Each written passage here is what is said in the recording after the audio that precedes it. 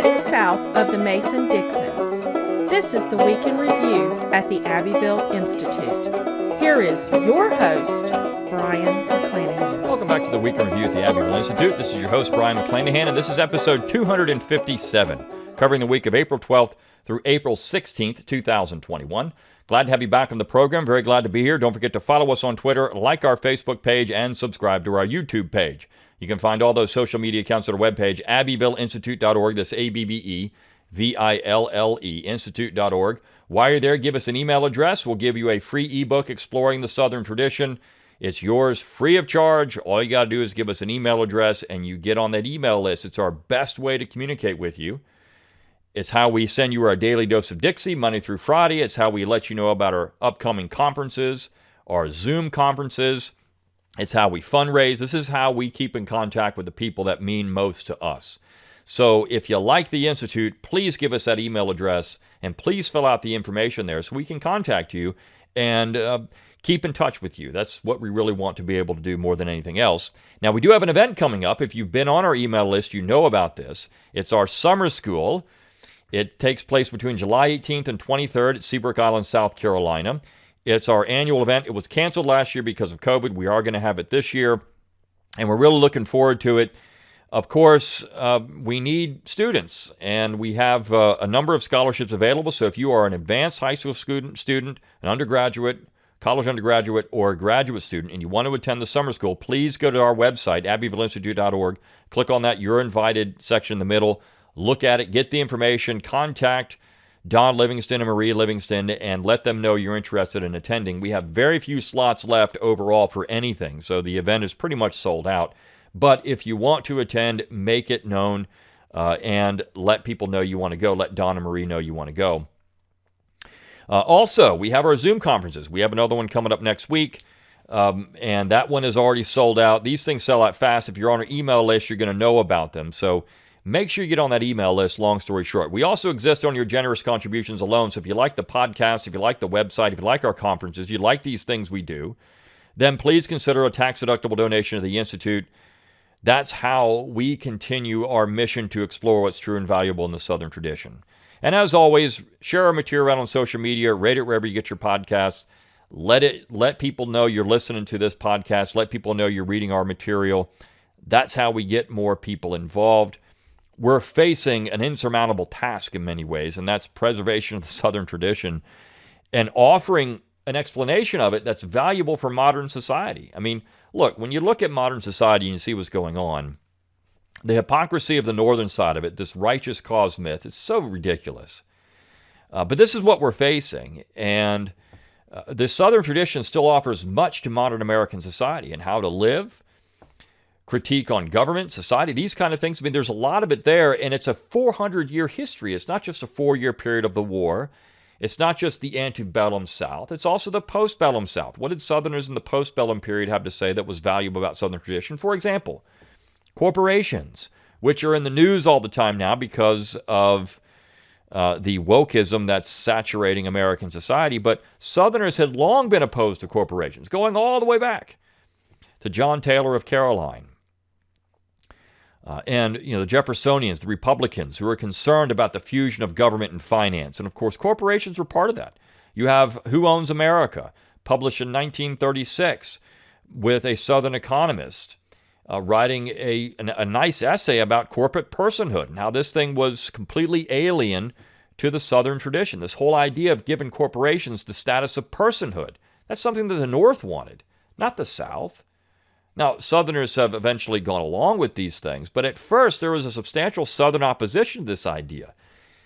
You could say it's Jeffersonian if you want, but certainly it's Southern. And I think that that's the part that we need to understand, that people need to understand. We need to get that message out. The Southern tradition still has currency.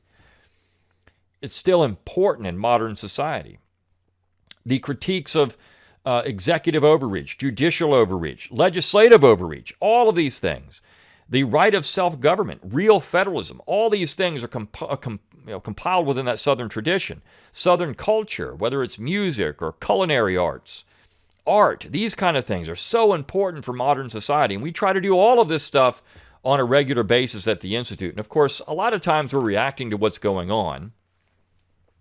whether it's an attack on military installations named after Confederate soldiers or leaders, whether it's an attack on Robert E. Lee at Washington and Lee University, whether it's an attack on Stonewall Jackson at VMI, whether it's an attack on Confederate monuments or George Washington or Thomas Jefferson, whatever it may be, we do respond to these things. Or it's an attack on John C. Calhoun.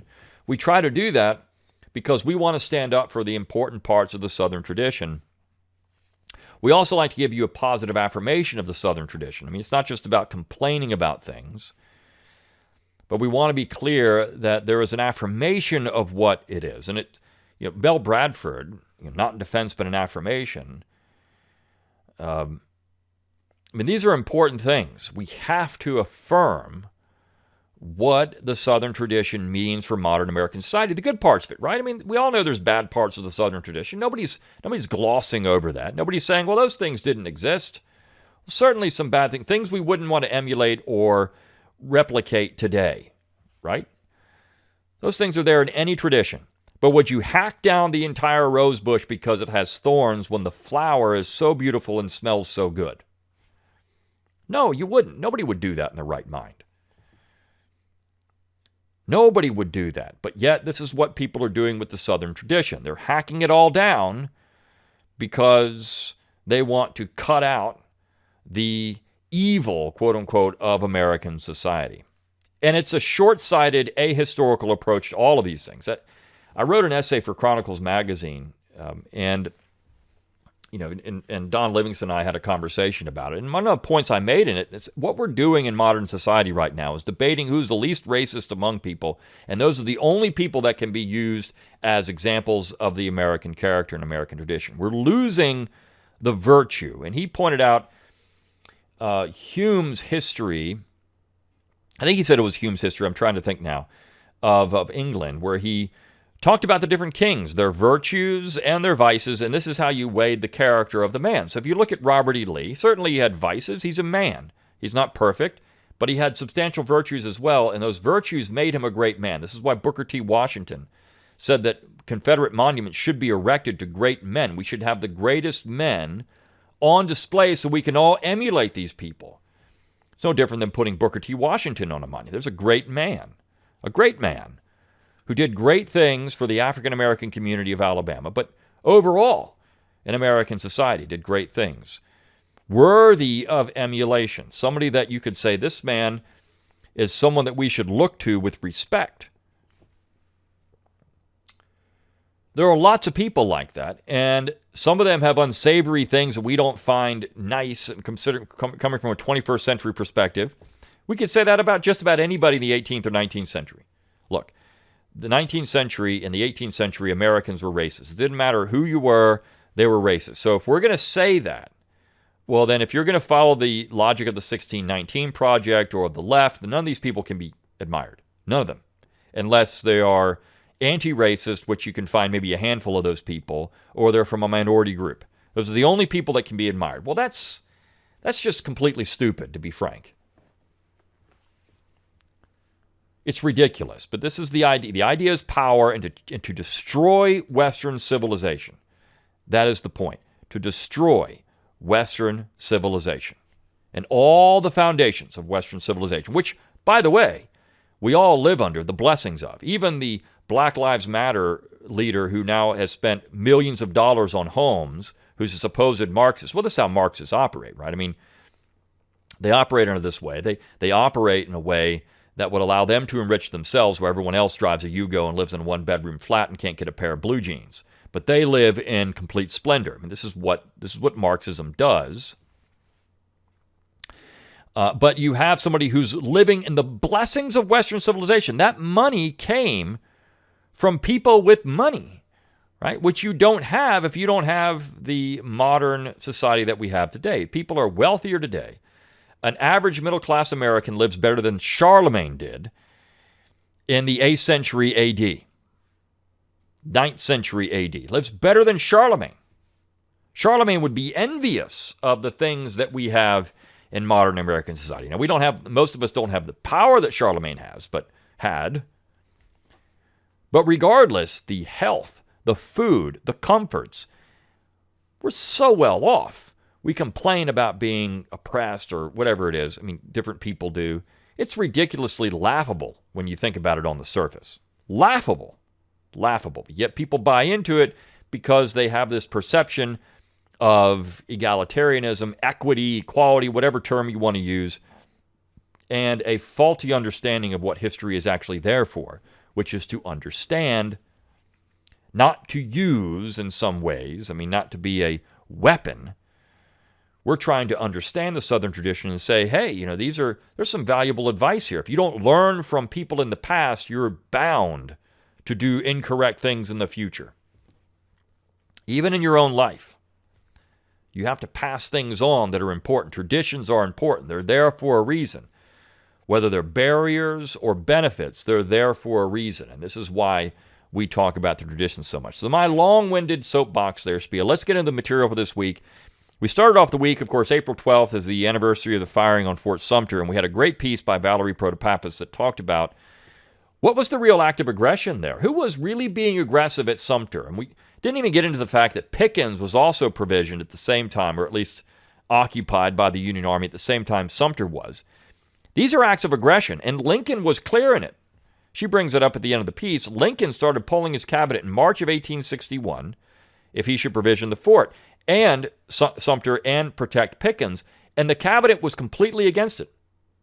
Winfield Scott was completely against it. Thought we should just use the Anaconda Plan or let the South go in peace. But the fact is, Lincoln's cabinet didn't want to do it, and they didn't want to do it because they knew it would cause war. Lincoln knew it would cause war. He knew it, which is why he wanted it. He said as much in private conversations after the fact. It had the desired effect. So who was being the aggressor? Now, even as I think Ms. Protopappas makes a nice comparison of spiking the guns at Moultrie, moving to Sumter, that was an act of aggression because, there were workers there. They seized the fort by force. There were Confederate commissioners trying to buy this thing. Seward was actually negotiating with him in a way, though he was feigning sick. In fact, James Byard of Delaware, who knew these Confederate commissioners, and they supped with him. He was relaying to his son, look, these guys are being lied to. Seward is not being on the up and up here. I fear this is going to result in an absolute failure. But Southerners were willing to buy the forts. That's an act of peace. It's not an act of war. It's an act of peace. We'll pay you for them. We'll pay for our federal property. Just let us go. Well, why wouldn't Lincoln want to do that? Why wouldn't Lincoln just say, hey, let's let the South go? It's 7 states. They're out of the Union. The United States is still a slaveholding republic at that point. The South is confined, goes no further than Texas. Well, you still got the Southwest. You still got all the Western Territory. That's all still in the United States. Well, why would Lincoln want to maintain the integrity of the Union with those 7 states? Well, there's 2 reasons. One, because he understood that a free trade South would be a major economic detriment to a protectionist North. You've got a free trade South right on the border, and the British and the French and everyone else are just going to send their ships right in there. The Germans eventually is going to send their ships right in there, and the South is going to start making buku of dollars, and people are going to avoid the North, and the South will then export those products into the North. You would lose that advantage, and cotton was the big one. You would lose it. Northerners would have to trade with Southerners to get their cotton. Now, maybe they could get it from somewhere else, but that cotton export would be huge. The North would lose that advantage that they would have by keeping the South in the Union. They'd have to pay duties on it. They didn't want to do it. So you'd have that economic disadvantage. The other thing, of course, if Lincoln lets the South go, the South leaves and 7 Confederate states go, and they form their own government. They're gone. You still have 8 slave states in the Union. In fact, 9 if you count New Jersey. You still have 8 or 9 slave states in the Union.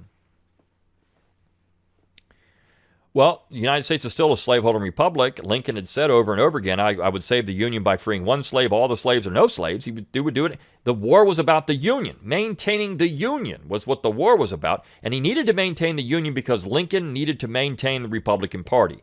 If the Union dissolves and you have the South out, you still have the Democrats then they would control the Congress after 1863. Lincoln would be president until 1865. He would lose in 1865. The Republican Party would cease to exist. Why? Because the issue would then be off the table. You could still say, well, there's slavery extension, which is what the Republican Party was about more than anything else. It was about slavery extension. So you would still have that. Maybe these other slave states would be looking to expand slavery into the Western territories. But Lincoln himself had put forward the idea, this is why the Corwin Amendment is actually the Lincoln Amendment. Daniel Cross does a wonderful job of this, of explaining that, we'll make slavery permanent in these states. And of course, the South the Confederate States could still trade in slaves with the United States if they wanted to. I mean, there was some discussion of that. So this is the dynamic of it all. Lincoln wanted to ensure that the Republican Party be maintained, and he had to do that by keeping the Union intact. And of course, the economic advantage of losing the South was too great, or disadvantage of losing the South was too great for Lincoln to overcome. So maintaining the Union was the important part of the war. Now, we can look at the South and we can look at their secession declarations and all those things, and we can come to the conclusion that, yes, they talked about slavery. Yes, they were concerned about the Lincoln administration and what they were going to do to slavery, whether it's in the states, but more importantly, the expansion of the institution. They were worried about the Lincoln administration violating a Supreme Court decision, which is Dred Scott. Southerners pointed that and said, hey, look, the Supreme Court has said that you can't prohibit slavery in the territories. That's illegal. They're just relying on a Supreme Court decision. I mean, what's the difference now of any other state saying that the Supreme Court's ruled on this? You can take a left-wing issue and saying that, if you don't abide by that, you're violating the Supreme Court, violating a decision of the Supreme Court. So a lot of stuff going on here, and I think that Ms. Protopappas does a great job of showing how it was the North and the Lincoln administration was actually the aggressor. Now, the piece on Tuesday, Separate But Equal, is a great book review by Josh Dogrell, who's, this review is fantastic. Again, it punches holes in this treasury of virtue that the North really has, a treasury of counterfeit virtue in many ways, but showing that there's a lot of complexities to the Dred Scott decision, and this book, Separate But Equal, actually gets into that. In fact, part of the review, he says, look, the author, who is a Washington Post writer, has to apologize essentially for writing the book. This is where we are. When you go out and the evidence points to it in a direction that flies in the face of wokeism. This book was written before wokeism really took over in America, but flies in the face of wokeism, then you have to apologize for it. Why? I'll never forget that with one of the recent books on secession. The author went through pains to say that she just didn't agree with me. Oh, I apologize for writing this book. I mean, I know that the conclusions aren't necessarily leftist conclusions on this. I had to apologize for it. Why? Because she wants to ensure that she keeps a job or gets a job. You can't show that you're somehow sympathetic with these things. Oh, no. That maybe these people have some valuable things to say. Oh, you can't do that. You can't show any admiration for conservative people in society or traditionally Southern people. I mean, even look at the latest book on Calhoun. Well, I mean, Calhoun had said a lot of interesting things, but I have to just show that I don't like Calhoun. Why? If Calhoun had a lot of good things to say it. And don't apologize for saying it. This is what history is all about. You're trying to understand these people. Why? Because he wants to ensure that he maintains a job in the academy. He wants to ensure people in the academy like him and respect him and invite him to do things. You can't do that if you're writing positive books about Southern leaders, traditional heroes. I had an art historian, send me a book, and I'll probably get to it at some point to review it, on a traditional Kentucky artist, saying that the art world doesn't even want people to write about traditional artists anymore. I mean, you can't do it. This is how ridiculous the whole situation is. That's why you have people talking about World War II, and what they're doing with that is talking about race relations in World War II. Not even stuff that you would even think about with World War II. But this is what they're doing, because this is what the academy has become. It's all woke, right? It's all about this. And if you don't do that, then you are facing a long shot when it comes to getting jobs and tenure and other things in the modern academy. And it's sad because it's simply censorship.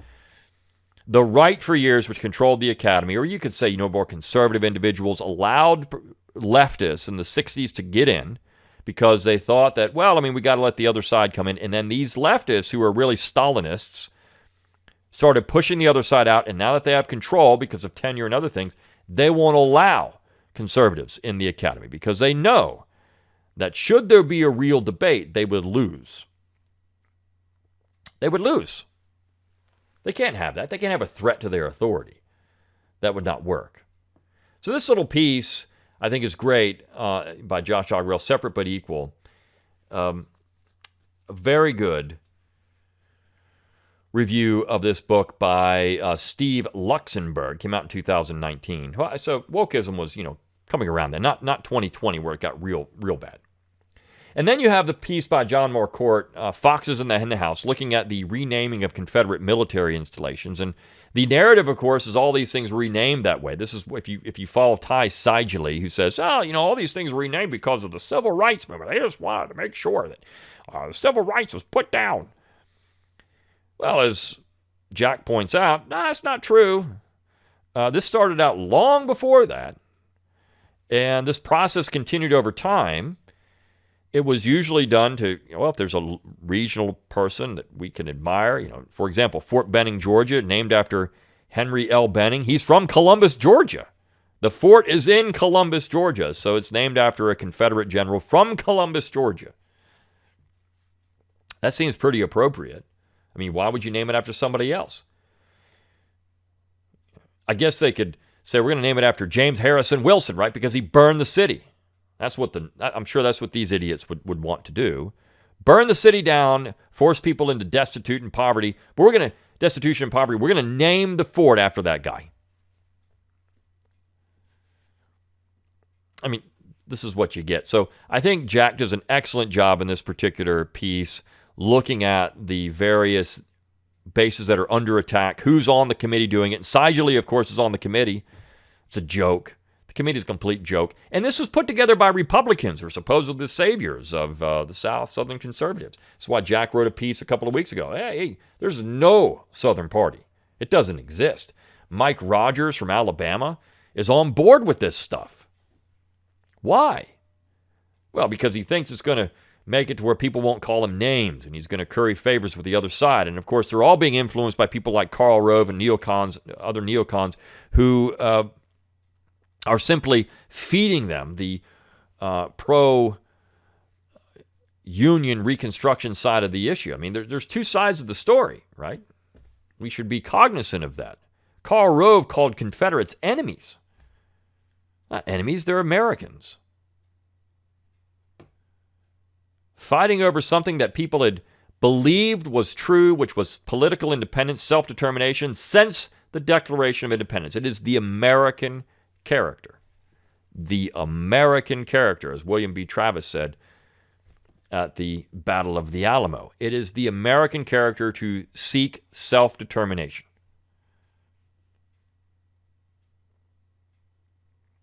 That's the important part of all of this, and where I think people miss these things. On Thursday, we had a video actually by Philip Lee. It's done a number of great videos on Robert E. Lee. Now, these videos were not produced for the Abbeville Institute, but they were produced for a group that's interested in maintaining the name of Lee on Washington Lee University, but they allowed us to use them. So we put them on our YouTube page as well. Very well done. This is about the post-war Lee, and the best thing ever written about the post-war Lee was Lee in the Mountains by Davidson. It's a wonderful poem, and we have it on our YouTube page as well. That's really good, but we need to figure out what the post-war Lee was all about. The post-war Lee is education. The post-war Lee, and we're going to have a wonderful series of essays coming up on this. Lee's character as a Christian gentleman. It factored into West Point. It factored into Washington and Lee. It was an important part of Lee's character and something that I think those that want to take his name off the institution forget, because they've read Elizabeth Brown Pryor's book, Reading the Man, which is awful. They've read Ty Seidule, and they think, oh yeah, I mean, Lee's terrible. But when you really read Lee, that's not the opinion you get. It's not what Americans for generations thought of Robert E. Lee. It's not what Dwight Eisenhower said or Franklin Roosevelt. Take your pick of 20th century Americans that admired Lee. Even right after the war, Americans that admired Lee. There were some that in the North that wanted him hung for treason, but even Grant, wanted none of that. I don't think Lincoln would have pursued it had he lived. That wasn't going to happen. This was a difference of opinion that resulted in a shooting contest. Of course, killed 1 million men over, could a state leave the Union? For whatever reason, could a state leave a Union? That's what the war is really about.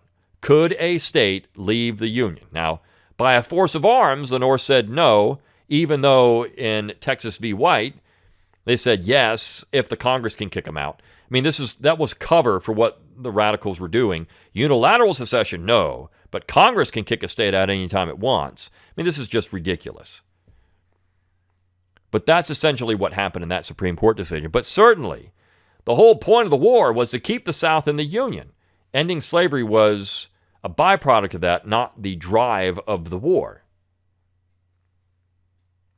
And Lincoln himself, as Phil Magnus has pointed out in a really great book about colonization, Lincoln was willing to use colonization up until the day he died, and there was some question after the Hampton Roads Conference, would Lincoln have allowed, and this has been explored now, what shall we do with the Negro, by another historian, that Lincoln was willing to postpone emancipation indefinitely if the South would just come back in the Union, and Paul Encott. And this was something that's been well documented. So if the war was all about ending slavery, why would Lincoln do this? In fact, he said, Southerners, you come back in, you can vote down the 13th Amendment. It won't even exist. You could keep slavery, in other words. You could keep it. So if that's what the war was all about, what about Southerners who were interested in abolishing the institution during the war? They talked openly about it. The Kenner Mission. There's other things that go into this. So the war is much more complex than this cartoonish, slapstick foolishness that people like Seidule and others are promoting around the United States now. It's because people don't have any historical understanding or any idea of complexity. They don't seek to understand. They seek to condemn or use. That's Eric Foner's usable past. I mean, this is what he's very famous for. So this piece, this video, 5-minute video or so on Lee, the post-war Lee, it's so good, and you got to watch it. Lee, the educator, it's a fitting end to his life. Unfortunately, died very shortly after the war was over from heart issues.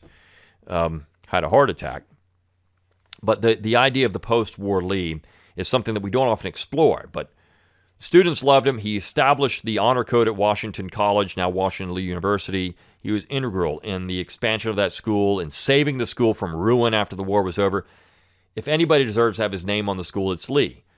The second greatest son, according to history overall, to Washington. Now you can make a case for Madison, Jefferson, Monroe, Mason. I mean, there's a lot of other people that came out of Virginia that are important. But Lee, the stature that Lee had around the United States was just as important as George Washington, maybe even as Thomas Jefferson. And then finally, the last piece of the week on John C. Calhoun. Again, talking about the importance of John C. Calhoun and why we need to remember Calhoun. I mean, what is it about this guy from South Carolina, this gentleman from South Carolina, that resonates with Americans today, and how could it? I mean, all he is the defender of slavery, the cast iron man, this evil man, Samuel Flagg Bemis. You get the image of Calhoun with his hair slicked back and his face sunken in by tuberculosis and death and sickness. This is what we see of Calhoun, but you look at younger images of Calhoun, very handsome man. Clyde Wilson will tell you he had a good sense of humor, was a great conversationalist, a man who people liked to talk to. You can't say the same thing about John Quincy Adams. Nobody liked to talk to John Quincy Adams, and yet somehow John Quincy Adams is this great American. What for? Nobody liked John Quincy Adams. And I used the Bayard effect with the Bayard summary. James Bayard the Elder, who was an important member of the second generation of Americans. He died fairly young, but he was on the commission that worked out the Treaty of Ghent, which ended the War of 1812. And of course, John Quincy Adams is on this commission. John Quincy Adams and James Bayard did not get along. James Bayard, the elder, got along with everybody in the political class. Everyone loved the guy, except John Quincy Adams. James Bayard got along with political opponents. One of his opponents was a descendant of Caesar Rodney, and he actually wrote to him one time, "You're more people-ticked than I am," meaning that, you get along better with the populace. But these two men got along quite well. And Bayard was someone that everyone liked to be around, except John Quincy Adams. That shows you what kind of man John Quincy Adams was. Nobody liked John Quincy Adams, but people liked Calhoun. They genuinely liked Calhoun. Andrew Jackson didn't.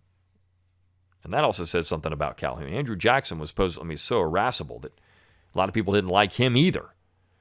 Great American hero in that way, but not someone that was very easy to get along with, hot-tempered, just not a person that people often walked away from thinking, yeah, I really like Andrew Jackson. But they did that with Calhoun. All right.